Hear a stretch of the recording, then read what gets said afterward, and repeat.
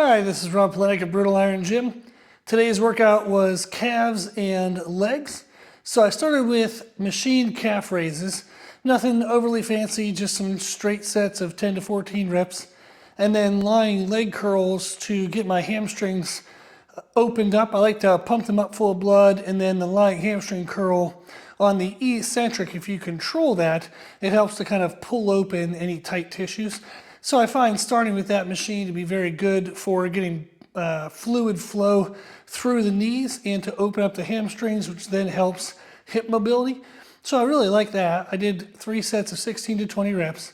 I wanted to get a little bit of a burn, but I didn't want to overly pre-exhaust them because the second movement was machine hip thrusts on our Nautilus glute drive. For that one, I think I was 10 to 14 reps, and I had a pause at the top of each rep. I really find the pause to be helpful to improve my mind-muscle connection with my glutes. I feel that I have more soreness and more fullness feeling in my glutes when I do the pauses as opposed to when I don't. So if you've never tried the pauses, I would definitely give those a try.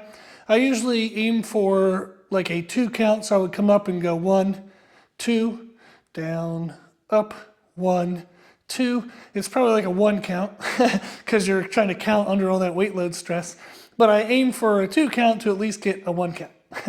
I then went on to machine split squats with our Bulgarian split squat pad and on the Rogers Squat Pro. I like this because everything's nice and stable and controlled, but I get a really good, kind of like a heavier, more aggressive stimulus in a unilateral position. Typically with unilateral movements, there's some kind of issue with balance, or it's like a compound movement, but you don't get to do it heavy.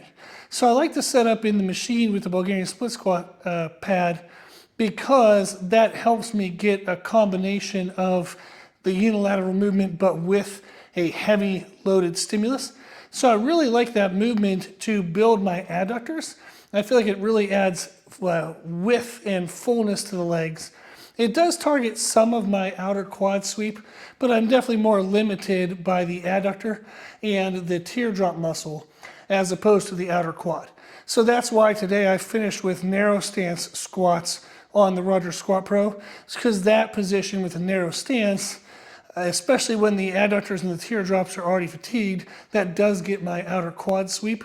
Now I have a hack squat by Magnum, and you can do foot position variations on the leg press, but it still gives me another fun variation to play with.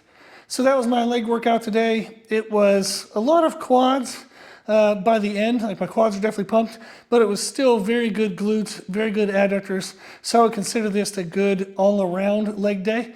I would definitely add a little more hamstring volume if you wanted to more prioritize hamstrings, but I'll catch that in the next leg workout. So if you give this a try, I hope you enjoy it, and thank you for watching.